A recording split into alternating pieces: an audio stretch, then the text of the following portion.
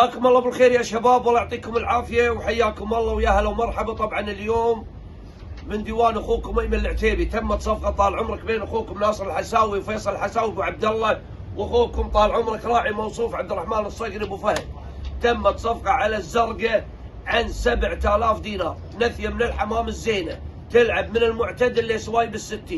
هذه بنت حمر الصعفاق طير اخوكم عبد الله تركي على قارو، نثيه زينه، وعسى الله يبارك لك يا ابو فهد ويهنيك فيها.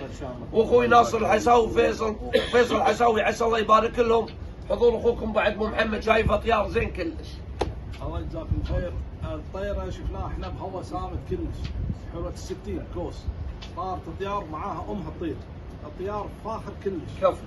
اي والله. قلت انا بالبيع حق ابو عبد الله اذا تبي نثيه خذ الزرقاء، قلت حق ايمن العتيبي خذ الزرقاء هذه النثيه، بس ايمن صارت نصيبه ماشي مشعل، بس هذه الزرقاء هذه من الحمام الزينه كلش، تمتلك مواصفات طيبه، رفه دومه، شغله فوق الوسط، نغامه لوط طيبه.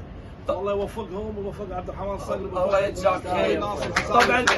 طبعا للعلم الطيره طلبوا الحد وحدوها ب7 وقال شريت. انا اول شيء سمت ومو راضي يبيع، وحديت حد البيع والمشترى، قلت له نعم حد وحد وشريت، قبل حد قلت له شريت. كفو بالمبارك ان شاء الله، وعسى الله يبارك لكم.